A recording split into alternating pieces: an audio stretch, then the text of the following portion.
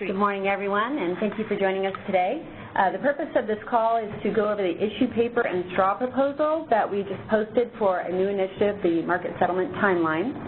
My name is Christina Osborne. I work in Stakeholder Affairs. I'll be facilitating the call. We also have James Lynn, who's here from Settlements. He's the presenter. And then we have some other ISO representatives in the room. I'll go ahead and have them introduce themselves. Jeremy Malekos. Heather Kelly. Steve Castanelli.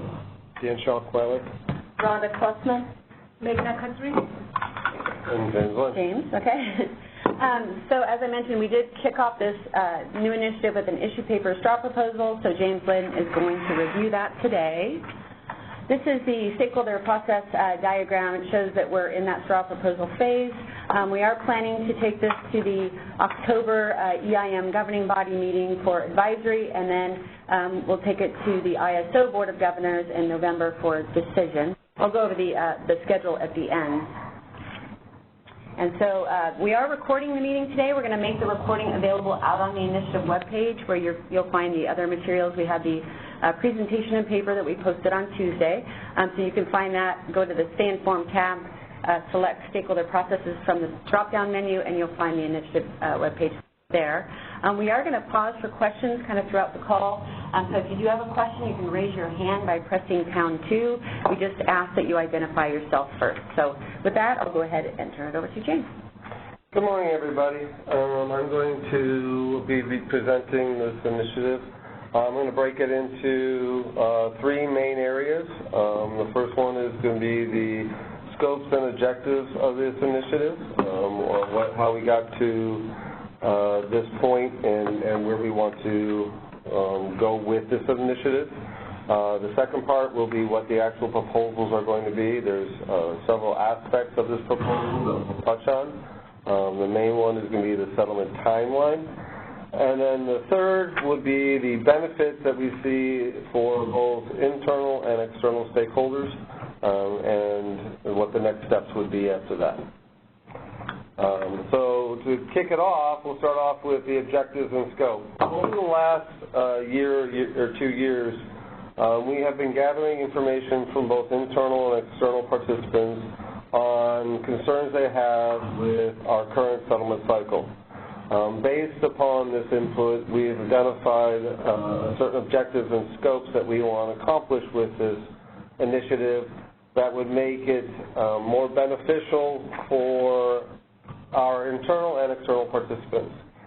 The first objective is to reduce market participants' financial exposure by increasing the settlement quality and timeliness of our initial statement. The second one is to allow sufficient time to resolve disputes, also increasing the settlement quality of our subsequent recalculation statements, and to go along with it, introducing a shorter time horizon to resolve these disputes and resolve the overall market settlement. The last is to reduce ISO and market participants' administrative costs associated with low-value resettlement or recalculation efforts. Before we go into too much detail into the individual issues, I wanted to take a few seconds to review the current settlement timeline. As everybody knows, we currently have an initial statement which we publish on trade date plus 3B.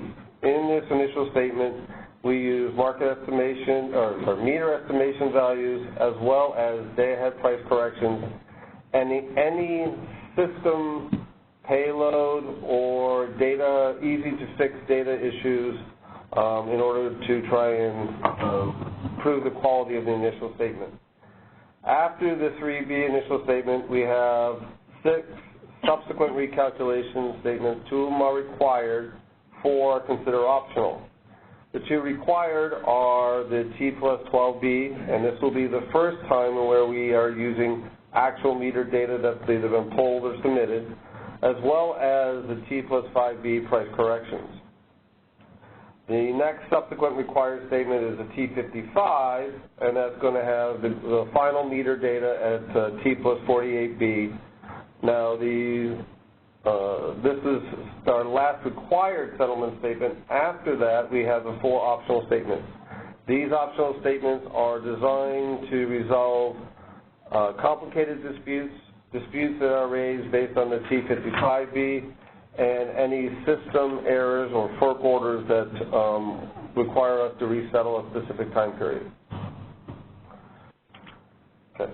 So what we've done is, over the last 2 years, is review this timeline and identify specific issues that we've seen that have occurred because of this compressed time frame.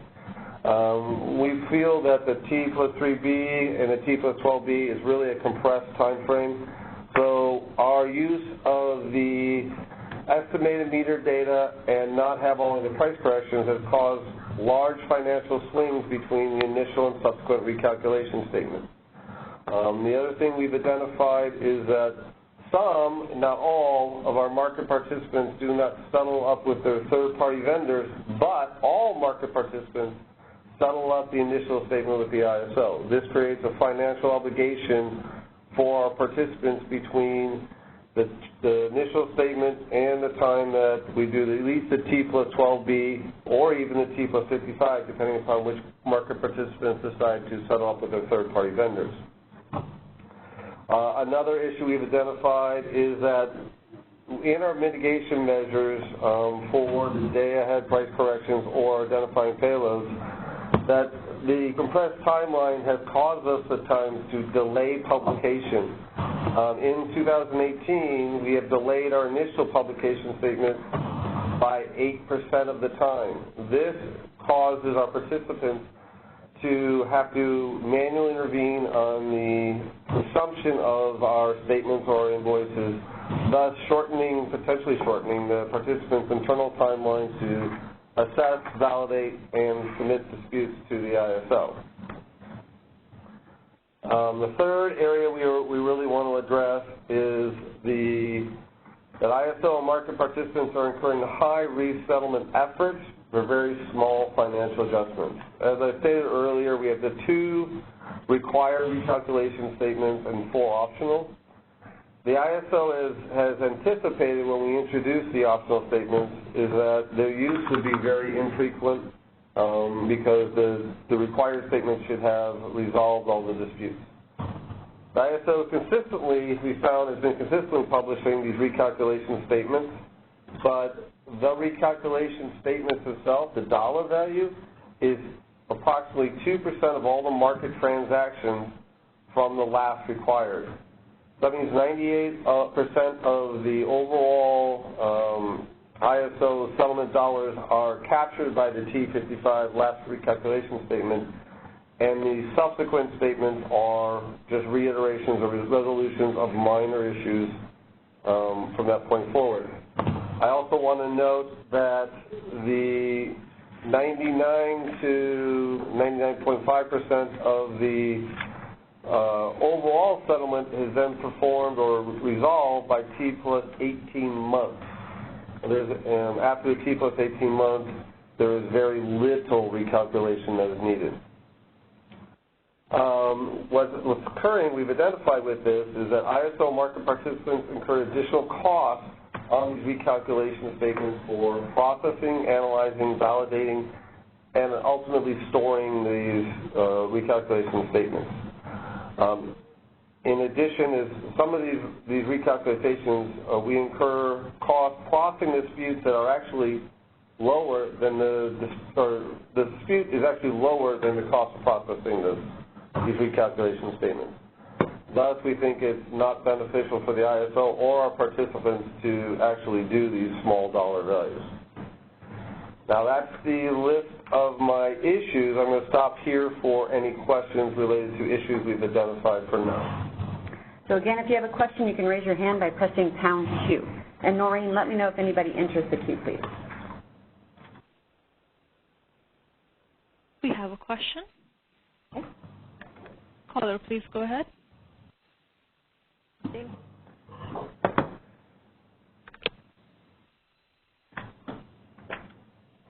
You may have your phone manually muted. Hello? Can you hear me? Yes, go ahead. This is Susie with NV Energy. James, for this new initiative, have you considered the for entities will have to consider the risks come with this initiative? Like for entities, when we submit the data upload, this change is basically from that the 8 business days to 5 business days. That's probably like 40% of a cut on the deadline.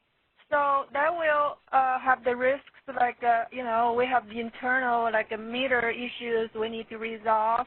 We have that the system issues like, when we use some systems to submit meters. And also as for the MRIS system, sometimes it goes down and the issues that cannot upload meters. So those all takes time to resolve. So basically, we're just thinking if CAISO gives entity enough time to resolve these issues with this the 40% cut on the deadline. All right, Susie, I'm going to address your question once I get to the actual, after I finish doing the proposal on the new timeline and the meter data submission. But please understand that the ISO is constrained by FERC Order 741. Whatever timeline adjustments we are making, we need to ensure that we aren't violating FERC Order 741. So I can't simply just put it all the way out to say, hey, on T plus 30B, that's going to be our first initial statement, because that's what we originally were at and had to bring it down. So we'll address this more along the proposal side. Okay, thank you. Any other questions, Noreen? I do have a question. Caller, please go ahead. Hey, James. Josh Arnold, PG&E. I'm actually going to have more questions once we get into the proposed changes in further slides. But one thing that is sort of bothering me a little bit here is the statement, two things. The first is the statement that the cost resolves disputes versus the actual money recovered in dispute. It means in your proposal here that people shouldn't be really dealing with these small dollar amounts. My only concern, this is a philosophical concern, not necessarily a practical concern, is that these small amounts add up over the whole entirety of the system, and the accuracy of the settlement system is really very critical. So even small amounts sort of take away from the overall confidence in the settlement process. And I think when we get to these kind of, this kind of money, even small amounts over a long period of time really can be quite significant. I understand, and what I will ask you to do is, when it comes to time to submit comments, add those into your comments. We're just, from a theoretical and philosophical standpoint, we're also looking at the fact that every time that we have to do these small disputes, it actually costs both the participants as well as the ISO separately more than actually the dispute itself. So if you're taking a person at full-time FTE and it takes them a couple of days to even validate and analyze it, your cost to analyze it is more than the potential dispute. So we kind of take it from the philosophical that from financially as an overall whole, that is beneficial for everybody to have a specific threshold and not, in essence, throwing money to the wind. So, but we do understand your point, and we would recommend that you add those to your comments. Sure. The only other thing I wanted to bring up on this slide is the 2% of market transactions changing in resettlement. Just again, from a philosophical standpoint, 2% of the entire market is still relatively significant, especially the smaller players. I do recognize, and we're actually quite glad that the amount of changes as we go through the resettlements, and especially the optional statements, are so small because it makes our lives easier. But I'm just wondering if there's something there that needs to be recognized. We can put that into comments as well. Thanks. I appreciate that. And yes, we do recognize that, and one of the statements I have on the slides, we do recognize that these are valid disputes or valid issues that we have to resolve. but one of the things I did identify was that even though those valid disputes need to be resolved, they are resolved pretty much by the T plus 18 months. Very few of these disputes get carried over to 33 and 35. And that leads into why we're looking to do our current settlement timeline. So unless there's any other questions, I will carry over to part of the proposal. Anyone else in the queue, Nori? We do have 2 questions. Caller, please go ahead. Hi, James. This is Mike Kramick from Boston Energy. I have a question on the proposal that I'll hold, but conceptually, I don't have any issue with what you're going to propose. But one thing I just wanted to maybe talk about is how would so in January 1st, the ISO implemented changes to the COR settlement process, track 1B, which has caused most market participants who participate in that market a lot of heartburn. The ISO identified 2 or 3 page errors in implementation.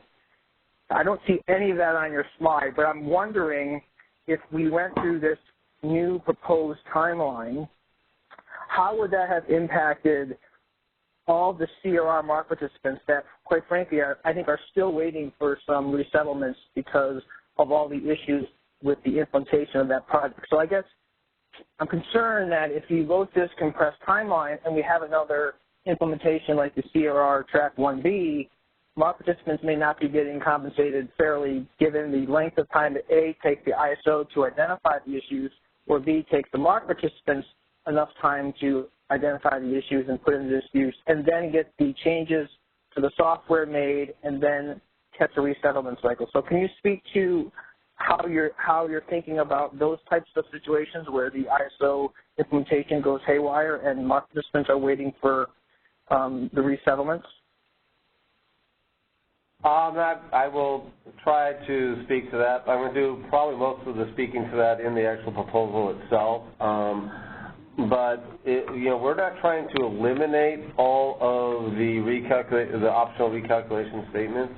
What we're saying in situations like this is you would be putting a placeholder dispute in, and based upon the potential new timeline, we now have more time frame between settlement statements so that we can resolve these actual issues and get them to you instead of always having to push them to the next one. So, for example, would be instead of, if I can't resolve it by the T plus 9 months, I've got to push it to an 18-month. Well, by giving me a little more time between the last recalculation statement and our next subsequent recalculation statement, we believe we have these issues resolved. So now our participants actually get their solution sooner versus keep pushing it to later and later time frame. Okay, I appreciate that. I think it's, and I'll put these in my comments, but I think it's important for the ISO to be very clear to market participants that how open items that don't fall into your new proposed required statement process can get resolved. So I think we need to be crystal clear as to what our options are if it's past the last required statement. And I'll hold my next question until you actually go through the proposal. So thanks. Okay. Great, thank you. And you said we have one more? All right. Yes, caller, please go ahead. Yeah, hi. This is Alishan Mansourian from SoCal Edison. James, I appreciate you walking us through what you've got so far. I do want to dovetail on subject that PG&E brought up, and essentially regarding establishing thresholds for disputing. While I think you might be familiar, we've used thresholds on our side of the shop for a number of years now. I've presented it during several conferences. While I think that's a prudent way to use on the market participant side, I don't think that would be something that would be a good thing on the CAISO side to implement dispute thresholds, in the sense that you would be isolating potentially smaller market participants that maybe have smaller charges that come in, and that threshold would be impacting them on a bigger percentage scale than maybe some of the larger market participants. I think that's something that should be fully at the discretion of the market participant, whether, for them to make the assessment of, hey, is it worth it for me to chase this particular dispute and spend the time and money to address it with the CAISO, or because if we go down the path of CAISO making that determination, now depending on whatever that arbitrary number might be, it could be having some adverse effects that essentially can feel snowball into bigger issues. Okay. As I said with Josh, if you could please include those your comments, and what we'll do is we'll address them when we go through the comment matrix. Absolutely. Thank you. Thank you. Great. That's all we have, Noreen? Yes, no other questions? Okay. Okay, so I'm going to move on to what our overall proposal is. There's three aspects to it. The first one I wanted to really address is the main part of the proposal, and that's the proposed settlement timelines. And we're going to be looking at trying to provide higher quality settlement statements by moving the actual settlement statement timelines around. For the first part, we would be doing the initial statement would be T plus 7B. This initial statement would now allow us to incorporate any meter data or tagging data that has been either provided or pulled by the ISO. The deadline for making the initial statement would be T plus 4B. This also would allow us to consume day-ahead price corrections, real-time price corrections, as well as any other data corrections we need related to exceptional dispatch or other verbal dispatches that the participants get. This would, in essence, increase the settlement quality of the initial statement. As part of that, we also are going to allow participants to dispute the initial statement. By providing disputes on the initial statements, we now have a little more time frame to resolve them before we get to the next recalculation statement. The first required recalculation statement, we're proposing to move it from 55 to 60B, eliminating the T plus 12B because we've incorporated its needs inside the 7B.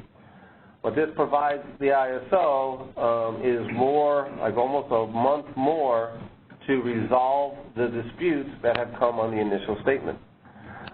This, we believe, will allow us to have a much more high-quality recalculation statement. We also are allowing the participants additional time for meter data gathering and submittal by moving the meter data submission deadline to 52B. I do want to be clear, though, on the meter data for the 4B.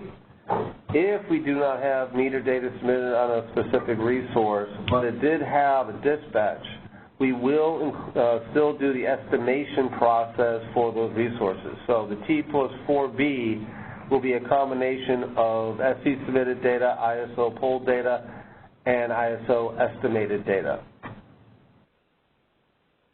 After that, we're looking to cut the optional statements from 4 down to 3. We were going to move the 9-month to 12 months, and then the 18 and 33 would in essence be combined into a 21-month, and then the final would be the 12-month recalculation statement. 24, sorry. Everybody's correcting me all at once. So 24 months. What I wanted to state on that, if you find an issue that extends outside that 24-month cycle, we would treat it in the same manner we do today with our 36-month cycle, and that would require a filing with FERC to ask us to rerun for that trade period. I'm going to see if there's any questions on that particular timeline change before I move on to the other two issues. Noreen, let me know if anybody enters the queue. Yes, we do have 2 questions now. Caller, please go ahead. Hey, James. I want to know if I understand this correctly. So we no longer have the T3 initial statement. We have the T7 replace the T3, and then that's we no longer have T12, and then we have the T60 replace the T55. Am I understand it correctly? Yeah, in theoretical level, but I actually would restate that a little bit. Is the T7 combines the T12 and the T3 together. The initial statement on 7B, we will actually be using meter data, whereas the current T3 does not. It's all on estimation.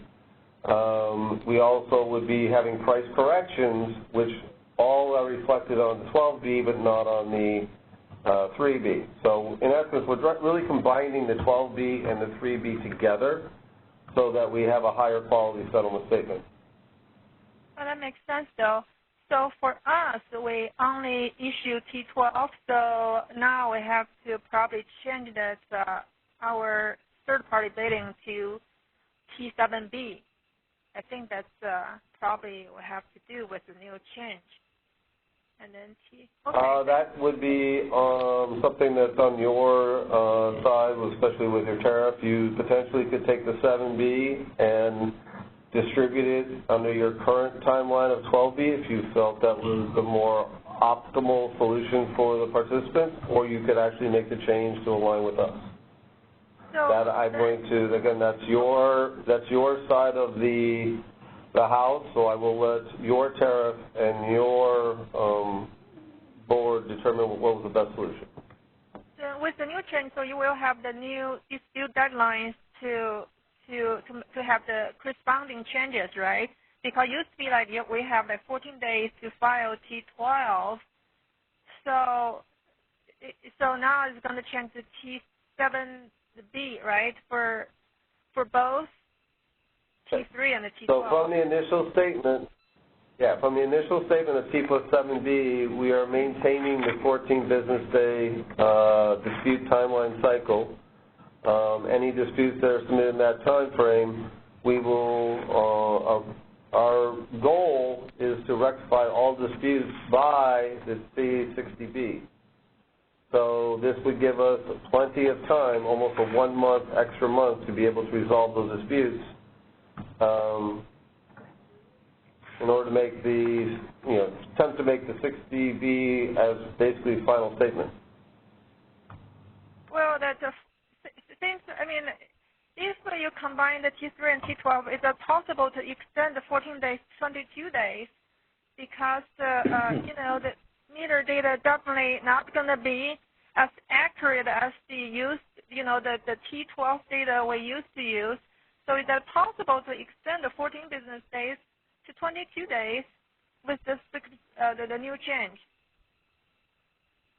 So, Susie, what I would do is I would recommend that you put that in your comments, and we'll respond to that, those in the comments. Right now, we're just going to go over what the proposal is. Okay, thank you. Thanks, Susie. Noreen, do we have any other questions?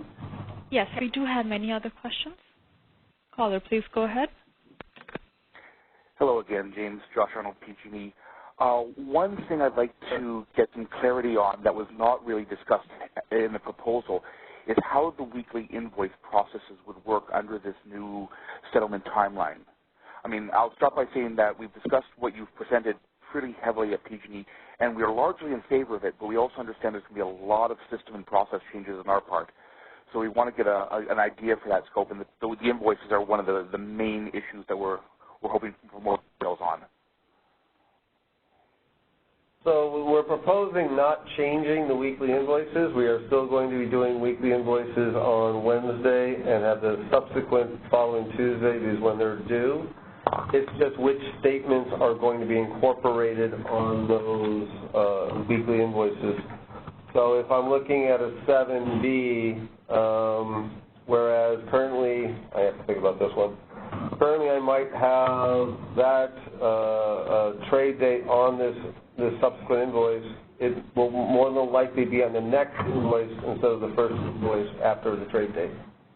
Well, okay, so what we're looking at in tariff section 1121.10.1, you talked about how on that, let's say, week A invoice, you'll get the full series of T+3s Monday to Sunday from the previous week. And that's a pretty well-defined process, and that's something that can be tracked easily. Now we're shifting that to 7 days.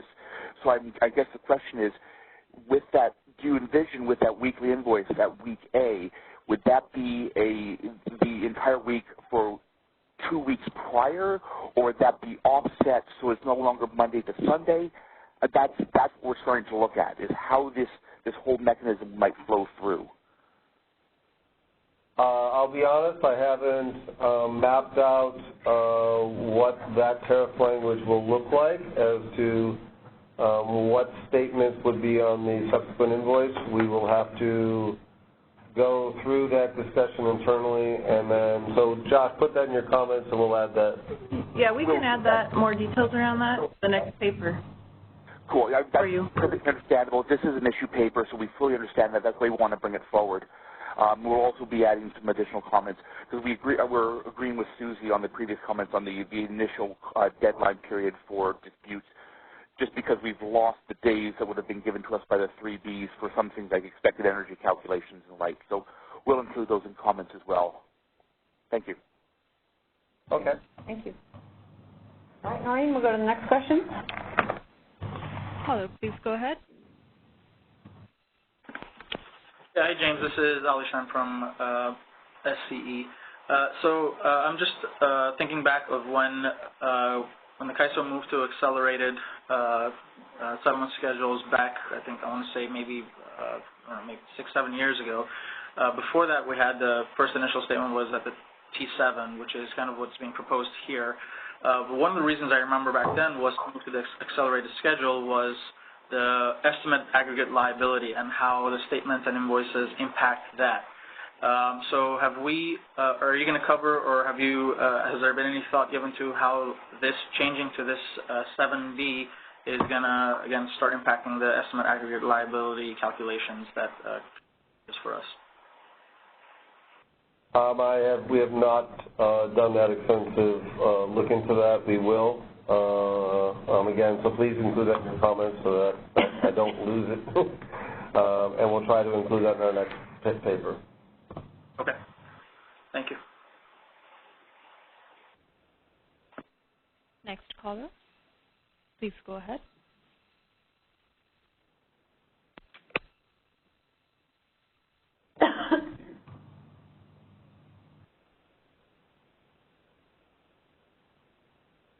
Caller, your phone may be on mute. Oh, sorry about that. This is Jennifer from Idaho Power. I was talking to you, but no one was listening. So, a question on the meter data related to the meter data when you're combining now the T3 and the T12. You indicated that if there was meter data that was missing, you would estimate that similar to what you do now on the T3. How will you identify? Is there a threshold or something when you know you have meter data that's been submitted? Is it just if you don't get a resource that has any meter data, you'll then estimate that, or how is that process going to work? So Jennifer, it's similar to what we do today. Is when we receive meter data, if we receive meter data, we will use that information to settle up against. If I have a resource that has dispatch, a total expected energy dispatch, but I don't have any meter data, we will then therefore estimate for those particular resources. We also will be doing that for load. If I don't have any load submitted, we will use either your base schedule or your day-ahead schedule as your load. We do have a adder if certain conditions arise, but in essence, we will maintain that current 12B estimation process. We're just going to eliminate the one statement that's only on estimated values. Okay, great. Thank you. Mm-hmm. Next caller, please go ahead. Hello, Adam Wardell from APS. I have two questions. One, it's kind of just a concern we're thinking about with the compressed meter initial submission deadline to moving from T+8 business days to 4 business days. We're concerned that some entities, we may struggle to get a full, complete set of quality data that's as good as the current process for the T+8 business statement. I think, a lot of entities that have to submit to the ISO instead of the ISO polling the meters, we've built our process around that current timeline. So it could definitely have an impact on all entities that would have to submit. We're considering that as we analyze this. We'll definitely be putting comments on that. Generally, a lot of things are good in this proposal, but that's something we have a little bit of concern about. The next thing I wanted to ask a question. Yeah, go ahead, James. Sorry. Let me address that first part. Now, we understand that there will be some modifications for our participants. We're just trying to increase the overall accuracy of the initial statement. Some of the things you could do as an option is you could submit an estimated meter data yourself instead of using the ISO's estimation process, and then true that up to the 52B. And that's one of the reasons why we actually even extended the window from 48 to 52 is to allow our participants more time to gather the data to ensure the quality of the meter data that they are going to submit to us. Yeah, we appreciate it. Is 4 business days like the last day that you could do? Did you consider if 5 business days is still enough time for the ISO to process that data before the T7 publication? Well, put that in your comments, and we'll consider that, and we'll provide a response in the comments field. Okay. Or comments matrix. Thanks. My other question, excuse me, is as you've come up with this proposal, did the CAISO benchmark against or kind of analyze what other best practices are out there by other ISOs?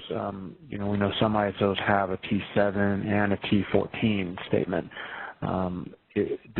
Can you just comment on why have no statement between 7 and 60? That could be a chance.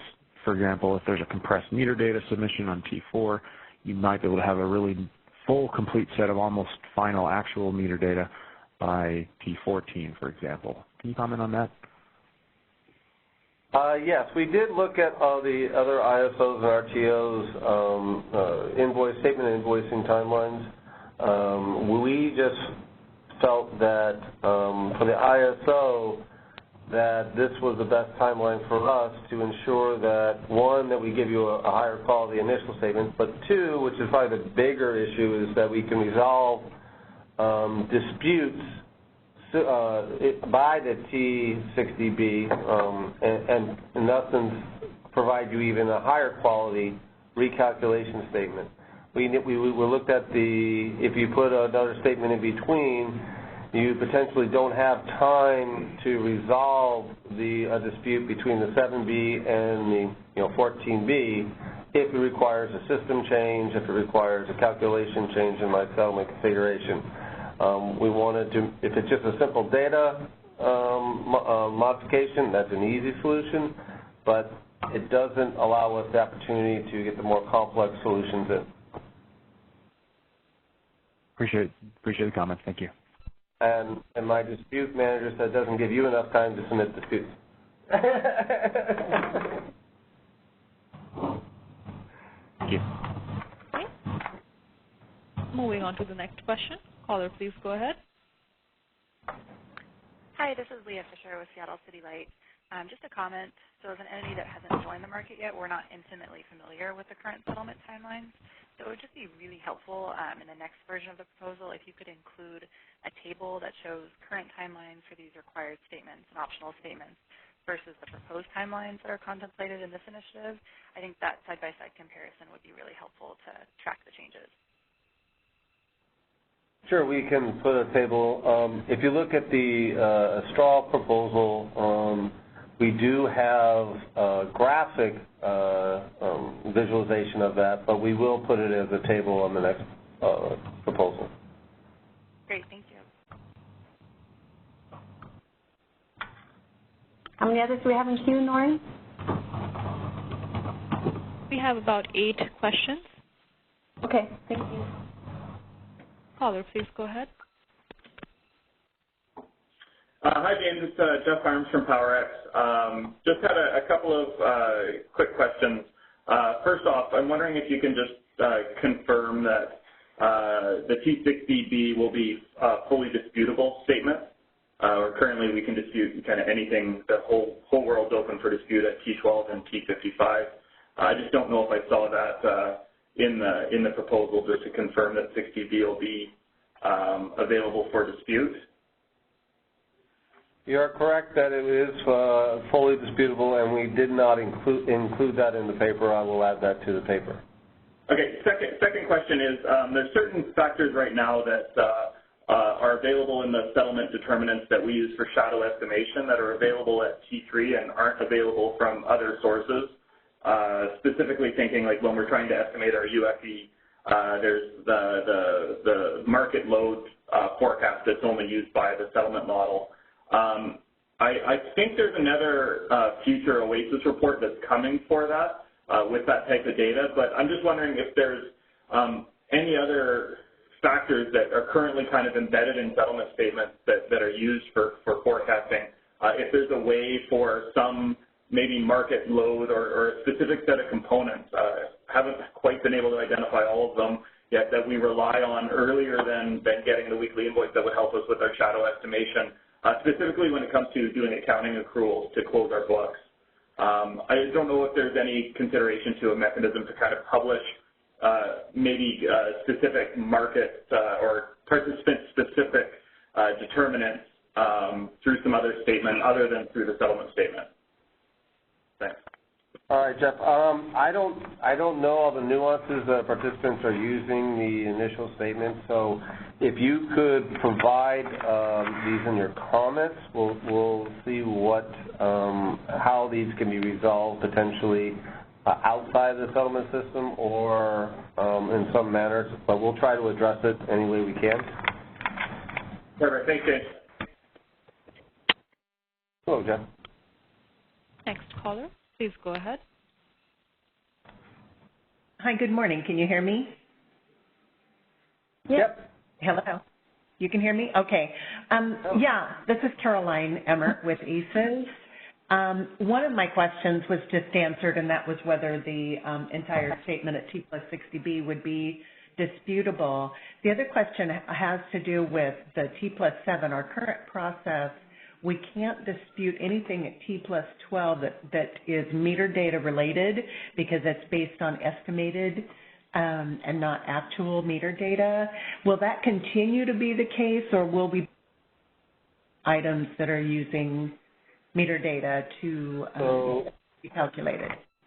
The T+3 is all estimated, and you're not allowed to dispute anything related to T3. The T12, you should be able to dispute anything on the T12 statement.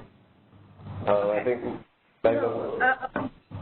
But the T12, if the meter data is estimated, unless there's a problem with the estimation itself, there's nothing to dispute. I mean, if there's no meter data, then we don't. Right. Yeah, we typically don't if you do like that at T+12. Okay. Yeah. So it depends on whether or not you submit your actual meter data or if you use our estimation process. Yeah. Okay. Well, that's one thing I was going to say is that if you dispute the estimated meter, then we're going to recommend that you submit meter. That's basically going to be the response. The actual, correct. Okay, and then the other thing, I'm just going to kind of reiterate on what someone else has said. A little bit concerned about being able to get, because we get estimated data for one of our clients from a third party. So I'm just kind of concerned about being able to get our hands on that by the fourth day. I really want to have meter data in the system to use because it's ineffective to use the estimated data, which is basically the schedule, and you end up with no UFE and minimal uninstructed energy and all of that.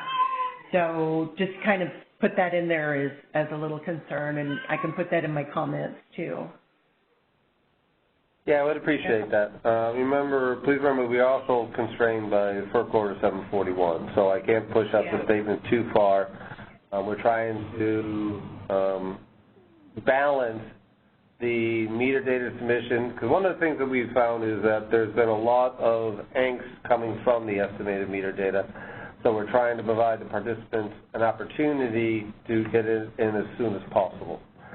Right. Now, either at least the E value, the estimated value. Right. Right. Yeah. And I put into my notes that you have that FERC 741 constraint. So as I'm making notes here. So anyway, I think that was it for me. Next caller, please go ahead. Hi, this is Mike McHugh with PCI. I just had a quick question. Given the reduced number of required statements and the increased gap between them, is there going to be any change in how long they're stored on the MRIS API and portal? There is no considerations at this time to change the storage timeline for that. But if you would like to put some in comments, that you're welcome to. All right, thank you. Okay, next caller, please go ahead. Hi, James. This is Mike Kramer from Boston Energy again. I guess my question goes to what rules or how will the ISO decide whether to trigger one of these optional statements or not? Because I don't believe you can just run a statement for one market participant and not everyone else. And the reason for my question is I had a resource that just got out of the NRI process and started producing test energy back in April, and the ISO has not backfilled the meter data yet, so I had no settlements to speak of, and I am almost hitting that 52B proposed meter data deadline. So if I'm assuming if the data is not there by the time you run the 60B, I could submit a dispute, but how do I know if the ISO is going to respin that statement if it only really impacts me and not most of the other market participants? Like, is any valid dispute greater than $100, the ISO is still open by the time the 60B is spun, that ISO is going to run the next, I guess, 12M statement? Yes. So basically the way the settlement system is set up is, it's all integrated. So if I have a single dispute that is valid that is going to require that the 12 months be executed, we will execute the 12 months for everybody. So as long as there's a single dispute, a single open item that we want to resolve, we will execute the 12 months. Great. And based on your timeline, I can dispute the 60B 22 business days after posted, right? Correct. That's what it says. Okay. Yeah, that's very helpful. I think that clarification in the paper, I think, will make at least most of my concerns go away. Okay. Thank you. Okay, next caller, please go ahead. Hey, James. It's Chris Kirsten at Pacific Core. How you doing? How are you, Chris?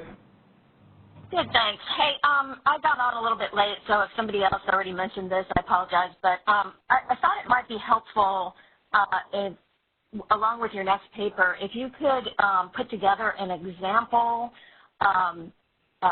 payments and dispute calendar that corresponds with your new proposal, your new proposed timelines, so that because we're used to looking at those in determining when the disputes are due, et cetera. Okay, we can look at putting some type of example together. But please include that in your comments so I don't forget. Okay, thank you. Thank you. Next caller, please go ahead. Hey, James. I have two questions on this proposed segment timeline. So I think the first one is very important to us, to entities, for the price corrections. So from your chart, you're saying we can, for the price correction, it's going to be on for T3 and T5, right? So we only have... T3 is our day-ahead price correction, Susie. T3 is our price correction timeline for day-ahead, and the T5 is our current price correction deadline for real-time. unless there's more complicated price correction issues. So we used to have like 7 days to make the price correction, and then now we only have 2 days. I mean, for CAISO for the price correction. So because from the T7 to T60, that's about covers 2 accounting periods. My concern is the CAISO going to, is going to make the price correction in 2 days. That anything, any process, improved process to make that happen. And also another thing. So Susie, okay. You want to ask the next question, or you want me to answer this question, Susie? Go ahead. I'm sorry for the interruption. Okay. So, Susie, the timelines that are outlined on the settlement timeline graphics are the current timelines. You may see the 7-day window between the 3B and 12B, but from a settlement perspective, ISO perspective, we have to have the price corrections done by T plus 5B unless there's some exceptional reason. That is within the tariff. So we're not looking to change those timelines. We're looking to maintain those timelines. So how can we submit the price correction disputes? Because now currently we only have the T7 business day disputes, I'm thinking. So how can there's a process we can submit for the price dispute, or still going to be the inquiry tickets? Well, you can always submit inquiry tickets on T3 after the current T3 statement and the 7B or the overall time frame, but we have specific timelines for doing the price corrections as outlined by the tariff, and those are the ones we're identifying here on this proposal. And currently, if you have a price question or concern, the process is to submit an inquiry ticket, and that won't change either. All right, I just feel that 2 days. Do you see something? Go ahead, James. Okay. No, go ahead, Susie. So that I just feel like 2 days is too short for entities to have the price, for CAISO and the entities to work on that, resolve the price issue. Because $20, between the $20 and the $1,000 sometimes can make huge difference, can be material for the balance sheet. So that's just actually our concern. And then my second the question, and also our concern is for the for the shortened meter upload date. I thought this was 5B actually, and actually it's the 4B. So for the 4 days for entities to resolve all the meter issues, we may work on that. But however, we have been seeing the MRS CAISO's the meter system having issues. So is this system currently ready for the change, or because if your system goes down, we cannot submit meter at all? So that will be the huge issue for entities. So I just want to, that's our concern. Please express all, I'm going to start off by please express all your concerns and your comments, and we'll address them there. With regards to our current MRIS system, it can accommodate this meter time submittal. Please note that all we're doing is creating a needed data cutoff timeline for what meter data is going to be included in the 7B initial statement. You can submit meter data all the way through to T plus 52B. We will take the latest information for that subsequent statement as we do today. So on the T plus 12B, if you submitted meter data 1 day after the trade date, we would have used that meter data for the 12B statement. So we're not changing our meter data submission process and consumption by settlements other than changing which business day we are going to consume for the initial statement. Thank you. Thank you. Any other questions we have, Noreen? We have one more question. Caller, please go ahead. Hi, James. It's Ali Shan one more time here, and I had a quick clarification question on this. I understand, if you could go back to slide 6, I think.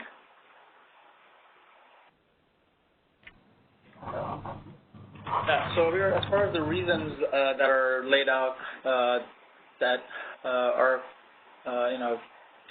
essentially the core for what the proposal is set for, it's especially that bottom section when we're saying, and CAISO is delaying the publication of initial statements 8% of the time, and essentially it's, that market participants are having to float a lot of that until the recalc statements are being published. From this perspective, I don't know if the initial statement, the T3, has ever really been a problem for from an accuracy perspective, in the sense that it's not disputable anyway in the first place, but it's more of a, kind of used as kind of a heads up, hey, this is what the charges you're going to get on your T12, and the T12 being the first one that is really disputable provides a little bit more accuracy in the sense of, you've got more meter data, you've got more accurate type of charges housed within the T12 statement. Now, with that said, for us at least, we still see maybe 30% of the meter data is still estimated values in the T12, and pushing the T12 up to a T7 timeline, that seems like it's going to reduce the accuracy of that. And so it seems, if the issue is to be able to provide a better initial statement, I think if it's limited to maybe just a day ahead or the FMM charge codes as the way most market participants rely on the T3 statement right now, that probably gets us to what we need. And still, it sounds like the time period between the T12 and the T55 that, from CAISO's perspective, looking to be able to gain a little bit additional time to be able to resolve disputes, why wouldn't we just push that the T55 statement out 53 days from when the T12 is, so to be able to still gain that and you still don't lose any of that accuracy on the T12? We can take all that into consideration. There's a lot of comments in there. If you can put in your comments, I appreciate it. With regard to the meter data, currently the T3, and the difference between the initial and recalculation is we've had a lot of comments from various participants stating that the initial statement doesn't provide them a lot of value. It may give them about 85% of the charges, but they are seeing significant swings between the T3 and T12. We're trying to mitigate those financial swings, particularly when it's related to the offsets or uplift-related charges. We have experienced lots of comments about those large financial swings is causing a burden on our participants. That's where this is coming from. With relationship to the delay, we're kind of addressing the fact that in order to try to mitigate the initial statements as much as we can, we end up running into our own compressed timeline that has caused us to frequently delay our statements.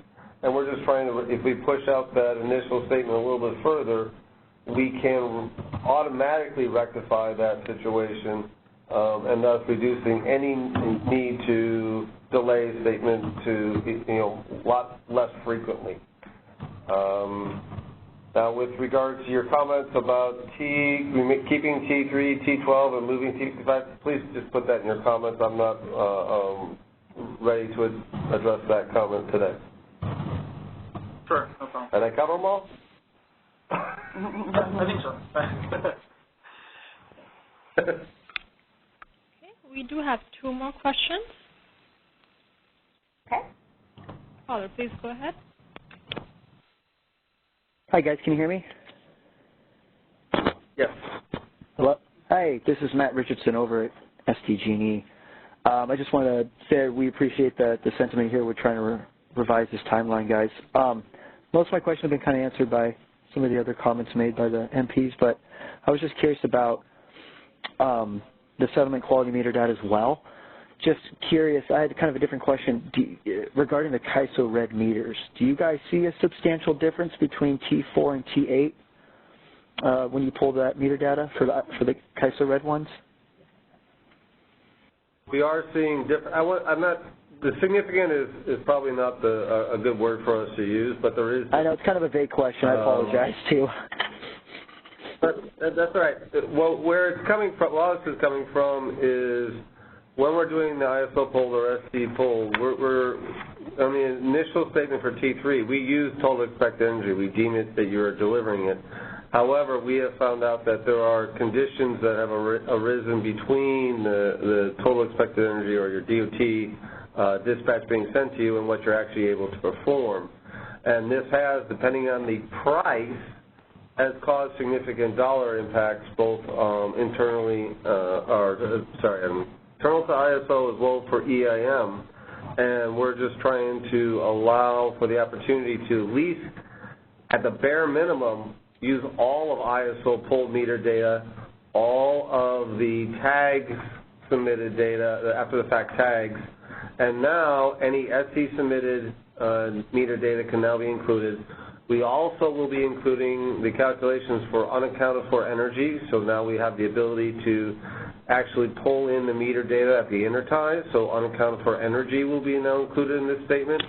So unaccounted for energy does account for a lot of this large swing, both in that charge code as well as the neutrality charge codes, offset charge codes.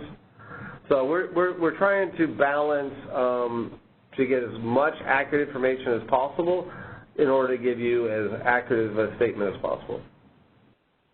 And so you guys don't have much of a concern between the meter being pulled between T4 and T8, at least with what you can control, like say on the CAISO red ones that I know kind of are updated somewhat real time.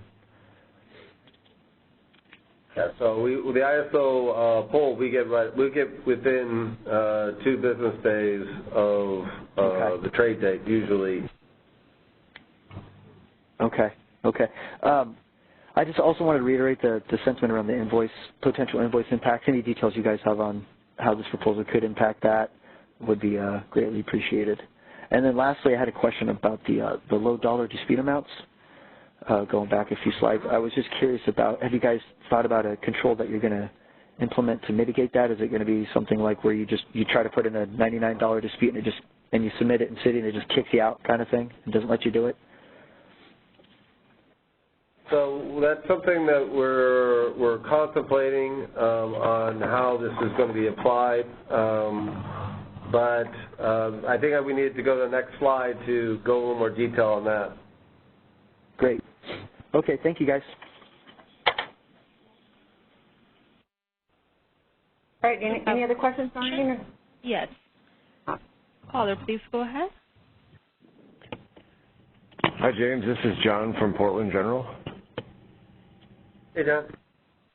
Hey, I have a question on this slide. It shows dispute deadlines. I just wondered if there's any consideration about dispute resolution deadlines. And I know that puts an onus on CAISO, but we're always very anxious for a resolution. And with this new timeline, it might push out things to 12 months, which is a pretty long timeline. So I'm just curious about dispute resolution deadlines. Hi, John. This is Heather. Hi, Heather. So we always strive and in most cases meet the goal to settle our disputes by the next settlement statement. And this gives us quite a few extra days here to process that internally and get your resolution to you between 7B and 60B. So our timelines for dispute submission in this proposal, as we have it here, haven't changed, and we will get it resolved by the next settlement statement. Okay. I'm just curious if that new 7B statement will be as accurate as we hope it would be.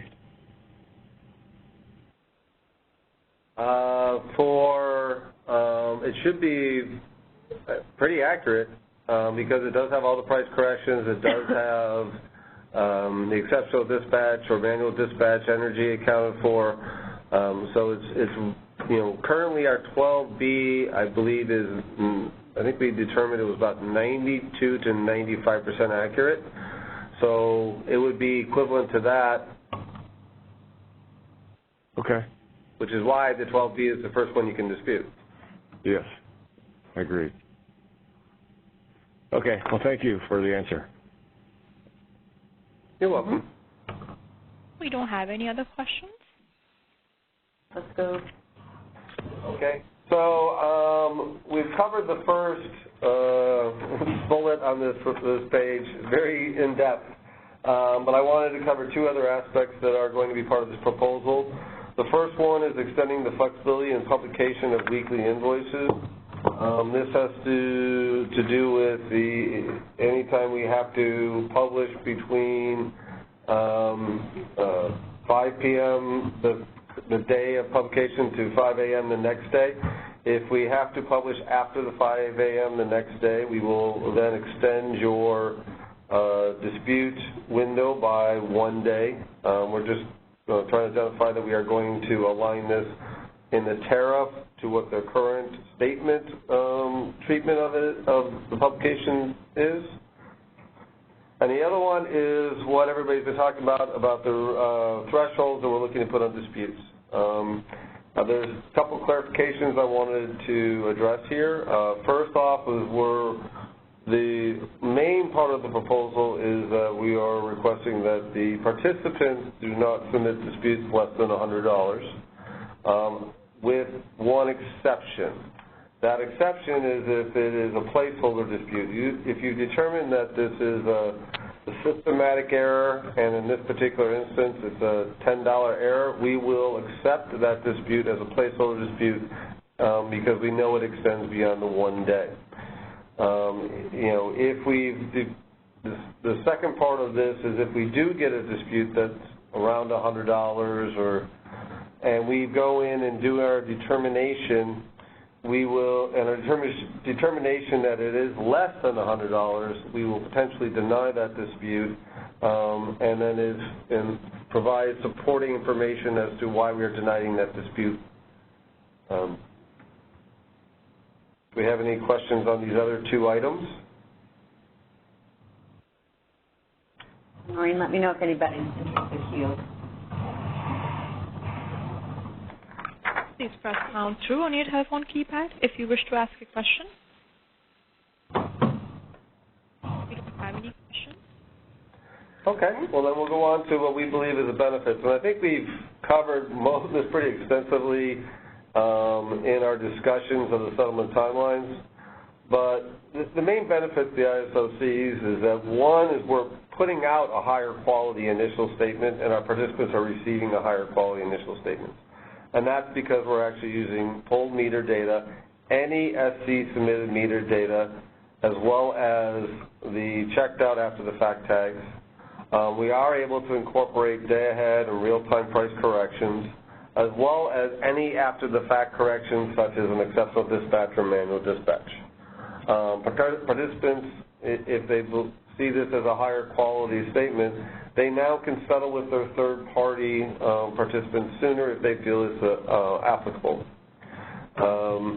The next aspect to the benefits is we are going to have a higher quality first recalculation statement because we are going to have more time to resolve these disputes and ensure that they make that next statement. This statement, as we said before, is fully disputable, and if you do put a dispute in, we will resolve it by the T plus 12 months. That's why we're also building in timelines for there as well. We also wanted to we think this will save on processing costs, data storage costs, both internally and externally, because every time we do a recalculation statement, we have to maintain it for at least a 3-year period, and you have to maintain it for at least a 3-year period and beyond. In our opinion, it improves the certainty of participants' financial position sooner. You don't have to wait till 3 years to, in essence, close your books. you now can potentially close them after a 2-year period. And we're trying to minimize the need for recalculation or resettlement based on low cost items by introducing a threshold and thus reducing everybody's administrative costs. Do we have any questions?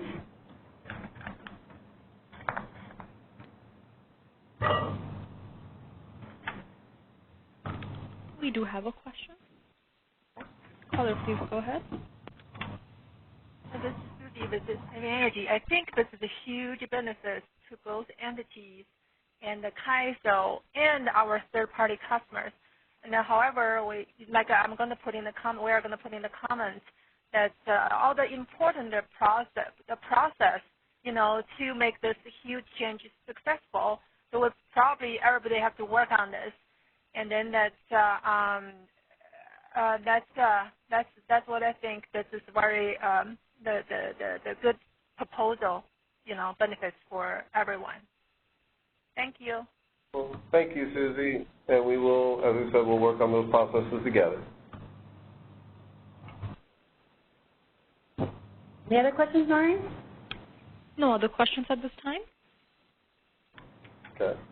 Now I'm going to go to the classification for the Energy Imbalance Market Governing Body. This is going to be an proposed advisory role. And the main reason is because it does affect more than just the real-time market. It affects the day-ahead market, and it's not primarily driven by the energy imbalance market. So the Energy Imbalance Market Governing Body will have we believe should have an advisory role. Any questions for James before I go over the next step? Again, press #2 to raise your hand. We have a question. Caller, please go ahead. Hi, James. This is Callie Wells for WPTF, and I don't know if Christina was going to go over this on the next slide or not. But just curious, have you guys thought about implementation timeline? I just at the latest release schedule, and which goes all the way out to spring 2022. So just curious where you guys see this fitting in there. We haven't gotten into details as to the implementation timeline, but if we're able to make the November Board of Governors, we expect it to be implemented next year. Whether or not it's the spring release or fall release would have to be determined, as well as whether the level of complications both internally and externally to implement this. Hi, Kelly. This is Heather. Sure. So, yeah, if anybody has any input on the amount of effort it would be on your part, please add that to your comments so we can take that into consideration. Okay, that was kind of where I was going. It sounded like there might be a lot of changes that need to happen on the entity side, so just curious kind of if your timeline allowed for those changes to take place, making sure that they all get done accurately. Yeah, we haven't set an implementation date yet because we want to get that feedback. Okay, that sounds great. Thank you. Thank you. We have another question. Okay. Caller, please go ahead.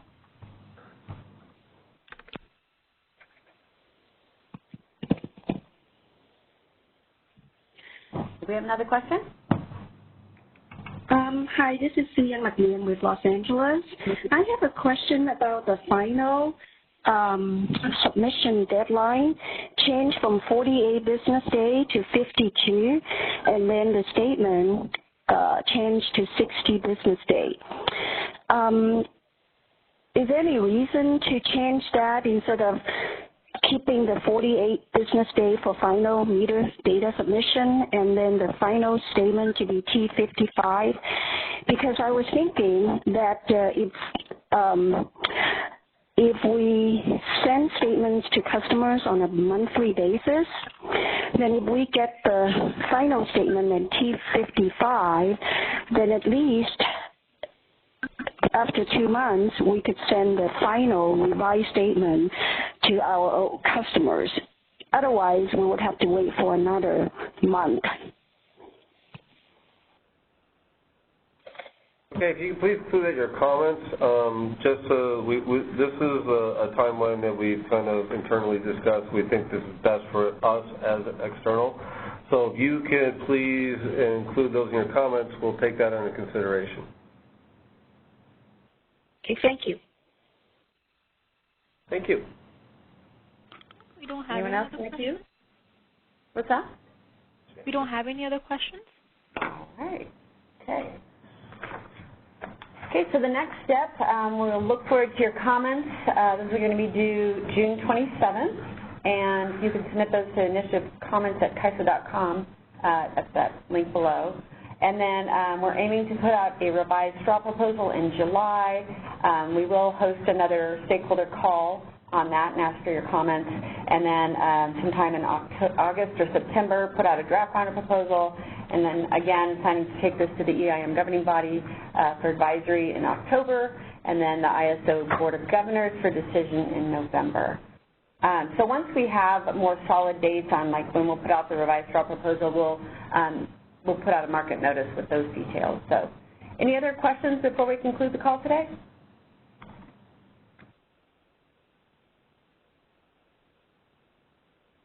All right. Well, thank you all. We appreciate your comments, and again, we look forward to receiving those June 27th. Thank you, Noreen. Have a great rest of your day. Thank you for joining. That concludes our conference. Thank you for using AT&T Event Conferencing Enhanced. You may now disconnect.